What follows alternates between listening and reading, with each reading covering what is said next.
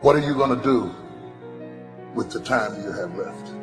I say that if you don't reposition yourself, you could miss the best time in your life, in this season of life. Because we have got to change the way we think. We have got to change the way we function. We have got to change the way we deal with issues. And the reason that you have to begin to reposition the way you think and the way you function and the way you feel is that we many times are stuck between the lines of limited thinking and limited people and limited ideas and limited philosophies. And there's something creative down inside of you saying, let there be. You need to walk into a situation where you've been locked up and tied up and tangled up and say, let there be light, let there be healing, let there be books, let there be change in this city. You have tried 4 or 5 or 6, 7, 8, 9, 10 different things.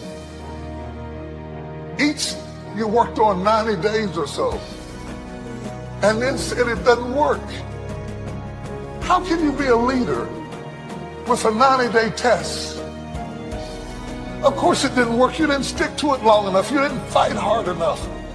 You didn't do what it took to win. And rather than to correct it and get it right, you walked away from it and tried something else. And for the last 10, 15 years of your life, you've been on the run from one thing to the next thing to the next thing, trying to make all this stuff work. Stop it. Stand still. You have to have the courage to live with the pressure and the criticism. New levels bring new devils. You have to be tough. You have to be tough to be able to stand it. It's tough for keeping your kids encouraged while you secretly worried to death yourself. It's tough for getting ready for a birthday and don't have a birthday gift. It's tough for not being able to get the light bill paid and the water bill paid. It's tough. But what do we do with these moments? Do we just have them and go back home and wait for the next one? Almost like junkies getting a fix or smokers smoking a cigarette? Are we just habitually addicted to moments without being able to take that moment and use it strategically to do something in our lives? You do not have to accept it the way it is. Somewhere down inside of you there is creativity. We got to break out of the barriers and the limitations and get outside of the box. Something is about to happen in your life. You've got to take it one day at a time. And when you get to the end of the day, you say, I'm not finished, but I've done everything that I was supposed to do for that day, for that time, for that season. Your season is shifting. You will be able to do now in a way that you have never been able to do it before. You haven't sung your best song. You haven't preached your best sermon yet. You haven't thought your greatest thought. You haven't written down your greatest idea. You haven't dreamed your best dream. Maybe you haven't laughed your best laugh. You haven't had your greatest day yet. It's somewhere inside of you. You're a miracle looking for a place to happen. You have got all kinds of things locked up inside of you that are about to come forth for such a time as this. The time is right. The stage is set. The conditions are in order. And something awesome is about to happen in your life. Don't let anybody tell you you're too young. Don't let anybody tell you you're too old. Don't let anybody tell you you're fitted. Every day you wake up in the morning, it's a sign the best is yet to come. This is my moment, and I am determined to live it. The mind is the battleground. The fight is in your mind. Are you ready for the next level?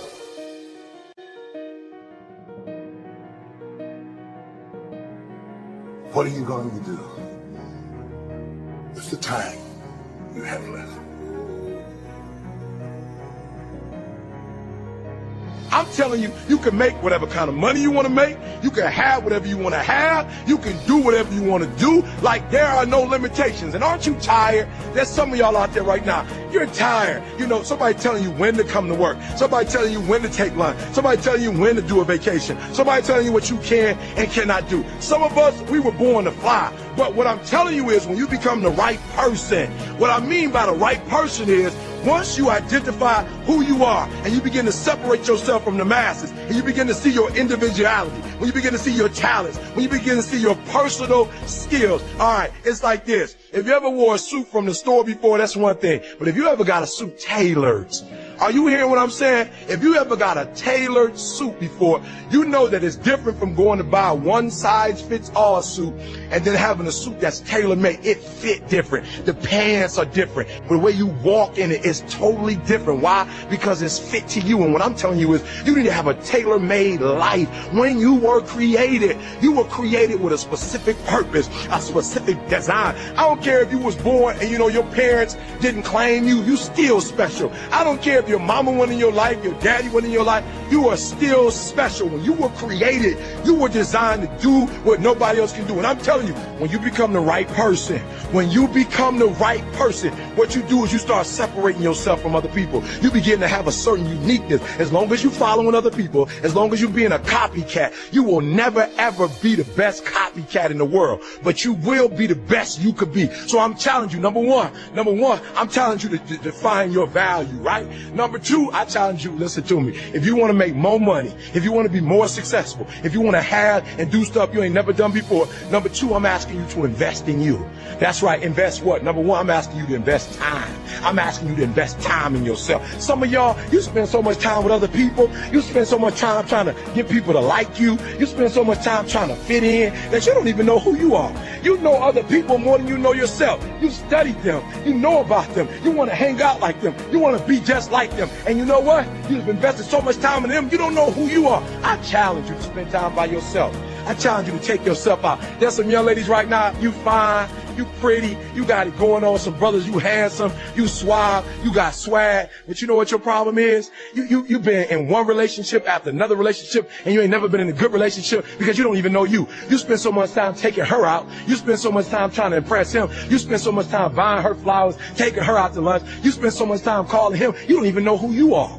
You heard what I said. You've invested so much of your time in being liked by other people, being loved by other people, being appreciated by other people, that you don't even know who you are. And I challenge you to invest time in your own self. I challenge you to get to a place when people don't like you, it don't even bother you no more. Why? Because you're not concerned with trying to make them happy, because you're trying to blow up. You're trying to get to the next level. E.T., I don't like the fact that you do this. I don't care. I'm not living my life for you. I'm living my life for me. Differential of somebody winning and losing has nothing to do with their genetics. It's nothing to do with their potential.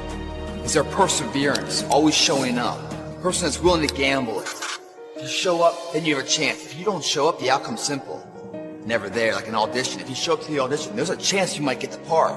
If you're too scared to show up and you sit back at home, wondering what if and everything else, no one in hell is going to call you an opportunity because you weren't present. The winners always show up. They're willing to lose in order to gain. Big mental thing there, guys.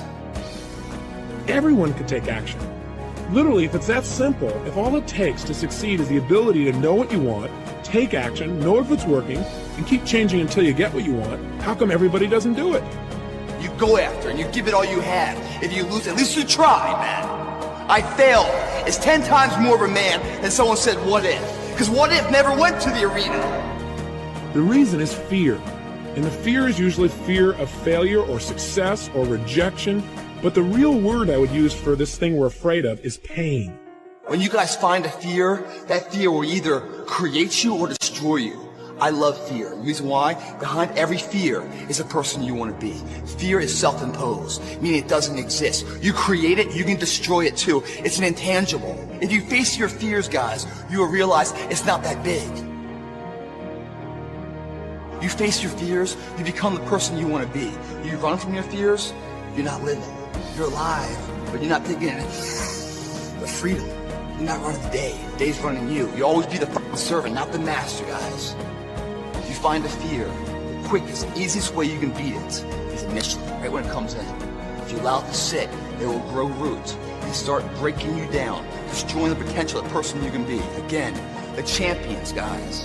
It's not their potential, it's not their genetics. It's their perseverance to always show up, always willing to fail, because in failure, that's part of success. Success is not, a marathon of life with just ups. Success is formulated through failures, through facing your fears, through falling down and getting back up. That's what creates the champion. Success does not define us. We define the success. A harmless man is not a good man. A good man is a very, very dangerous man who has that under voluntary control. You got to be aggressive. You got to be willing to fight. You got to be willing to kill, and you got to be willing to die. At the same time, you got to be able to temper all those things in such a way that they can be controlled and disciplined. You make men safe, let's say, by making them strong, and then by making sure that they're disciplined.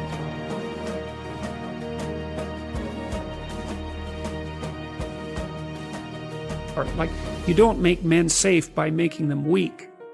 In fact, they're much more dangerous when they're weak, because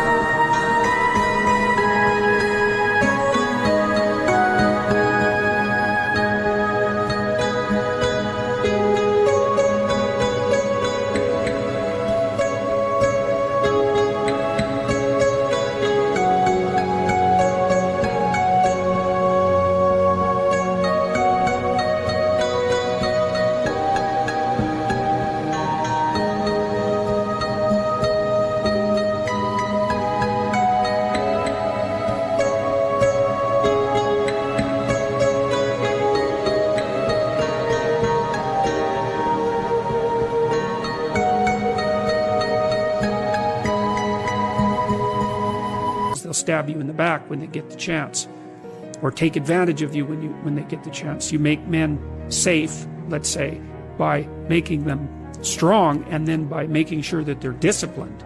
And so, you've got people like you have got this, let's say, warrior mentality that's a deep part of their temperament, and then you have some choices about what you might do with that. You might try to discipline it and bring it under voluntary control and integrate it into your character, in which then it can make you someone who's stalwart and indomitable, and who will move forward, in the face of tremendous risk. And, well, that's the optimal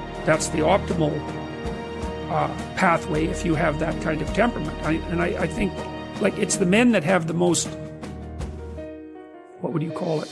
It's not aggressive exactly, but we'll leave it at that. Aggressive and fearless temperaments that can be the best men. But it's like having a very powerful dog. You better discipline it, because otherwise it's going to be a monster. You actually, to be a good SEAL, you sort of have this criminal mindset that you've somehow harnessed and you keep under control most of the time. Yeah. And occasionally it does get out of hand, and we got guys that get in trouble, and that happens.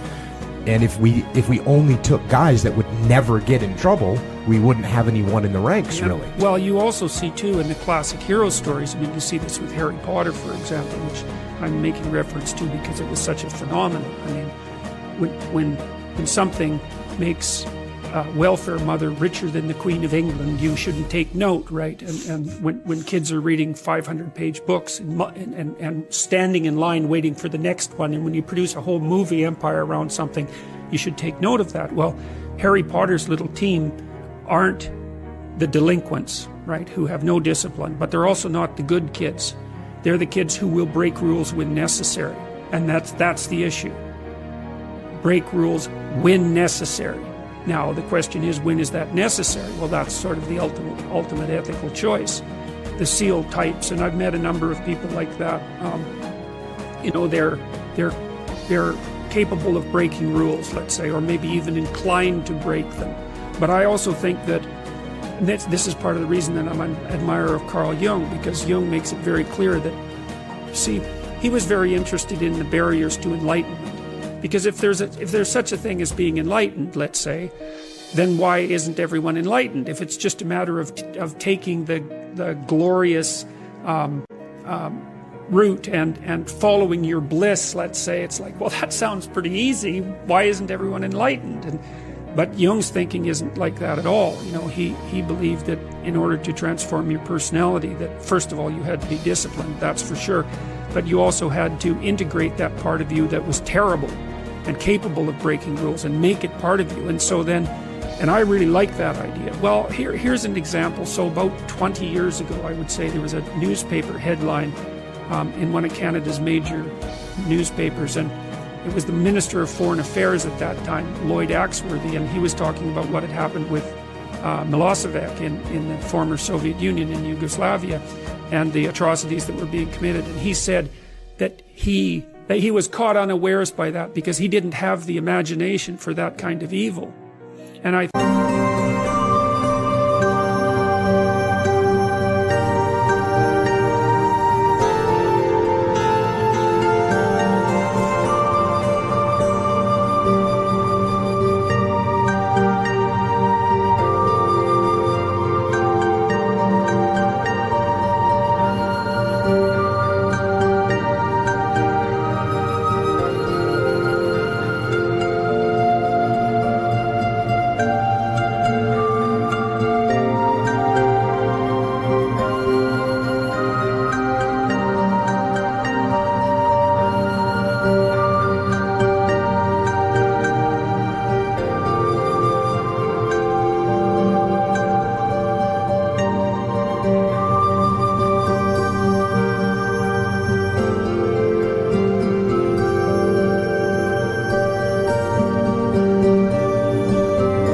thought, well, you know, you think that what you're doing is signaling your virtue by making a statement like that, but from my perspective, all you're doing is stating your cowardice and your historical ignorance, because if you're going to be Minister of Foreign Affairs, you bloody well better have imagination for that kind of evil, because if you don't, then anyone who does wins. They beat you. And so you know, and again, in the Harry Potter stories, you see he's touched by evil, right? He actually has a soul fragment that's embedded within him that's as black as anything can possibly be. That's why he could talk to snakes.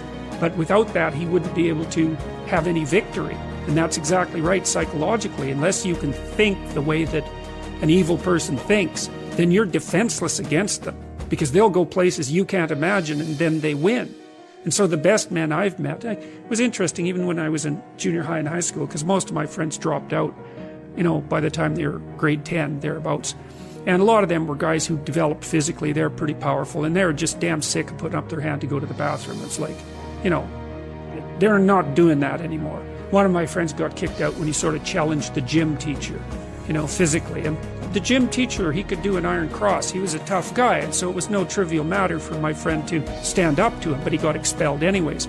But, you know, I noticed that it wasn't, it was often the kids whose character I admired that either quit or got expelled, and they were the tougher guys who were just sick and tired of following rules that didn't take into account their character, and then they'd go off and work in oil rigs or whatever. And you could do that in Alberta at that time. That was really hard work, you know. So it wasn't like they were necessarily taking the easy path. But, like, a harmless man is not a good man. A good man is a very, very dangerous man who has that under voluntary control. And, you know, you also see that, like one of the central female stories, let's say, if the hero archetype is the central male story, there are variants of hero archetypes that are relevant to women, and one of them is Beauty and the Beast. And, you know, Beauty isn't interested in the guy who isn't the Beast. She's interested in the guy who's the Beast.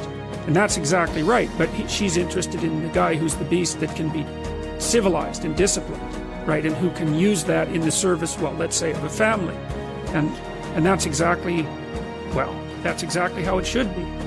You got to be aggressive. You got to be willing to fight. You got to be willing to kill, and you got to be willing to die. At the same time, you got to be able to temper all those things in such a way that they can be controlled and disciplined. Well, I also think that that's part of what makes a world peaceful in the final analysis, because if you're around people who are dangerous but disciplined, then everyone watches their step. And that's exactly what should happen. Everybody should watch their step. And if there's no reason for that, then, well, there's no There's no sanction for poor behavior, for poor behavior, for poor behavior, for poor behavior, for poor behavior.